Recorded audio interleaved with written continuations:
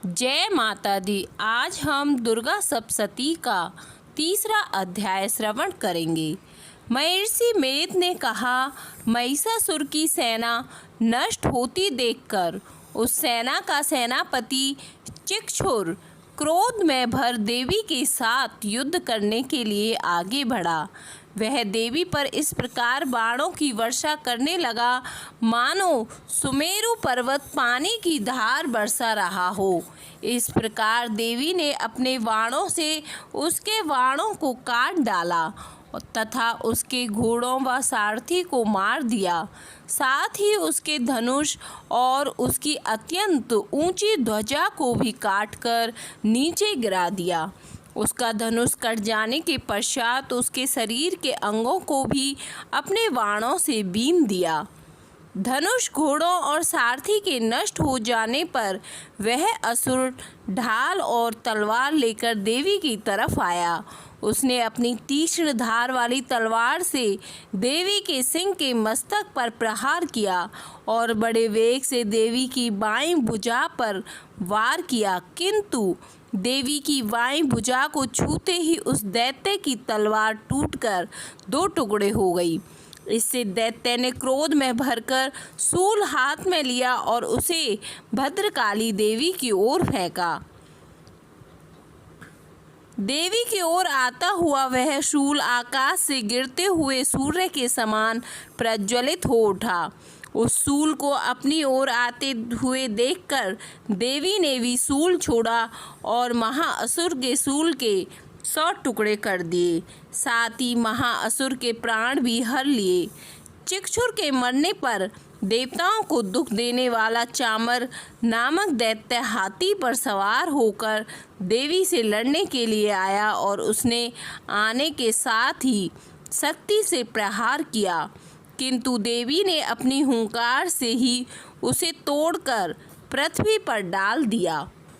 शक्ति को टूटा हुआ देखकर दैत्य ने क्रोध से लाल होकर शूल को चलाया, किंतु देवी ने उसको भी काट दिया।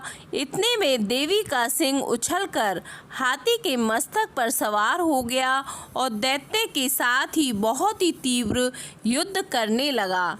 फिर वह दोनों लड़ते हुए हाथी पर से पृथ्वी पर आ गिरे और दोनों बड़े क्रोध से लड़ने लगे। फिर सिंह बड़े जोर से आकाश की ओर उछला और जब पृथ्वी की ओर आया तो उसने अपने पंजे से चामर का सिर धड़ से अलग कर दिया। क्रोध से भरी हुई देवी ने शिला और वृक्ष आदि की चोटों से उद्धग्र को भी मार दिया। कराल को दांतों, मुक्कों और थप्पड़ों से चूर्ण कर डाला। क्रुद्ध हुई देवी ने गदा के प्रहार से उद्धत दैत्य को मार गिराया। भिंदीपाल से वाष्पकल को, वाणों से ताम्र तथा अंधक को मौत के घाट उतार दिया। तीनों नेत्रों वाली परमेश्वरी ने त्रिशूल से उग्रास्य, उग्रवीर्य और महाहनु नामक राक्षसों को मार गिराया। उसने अपनी तलवार से विडाल नामक दैत्य को सिर से काट डाला। इस प्रकार जब महिषासुर ने देखा कि देवी ने मेरी सेना को नष्ट कर दिया तो वह भैंसे का रूप धारण कर देवी के गढ़ों को दुख देने लगा। उन गढ़ों में कितनों को उसने मुख के प्रहार से, कितनों को खुरों से, कितनों को पूंछ से और कितनों को सींगों से, बहुतों को तो दौड़ाने के वेग से, अनेकों को सिंहनाद से, कितनों को चक्कर देकर और कितनों को श्वास वायु के झोंकों से पृथ्वी पर गिरा दिया। वह दैत्य इस प्रकार गणों की सेना को गिरा दे देवी के सिंह को मारने के लिए दौड़ा। इस पर देवी को बड़ा गुस्सा आया। उधर दैत्य भी क्रोध में भरकर धरती को खुरों से खोदने लगा तथा सींगों से पर्वतों को उखाड़ उखाड़ कर धरती पर फेंकने लगा और मुख से शब्द करने लगा। महिषासुर के वेग से चक्कर देने के कारण पृथ्वी क्षुब्ध होकर फटने लगी।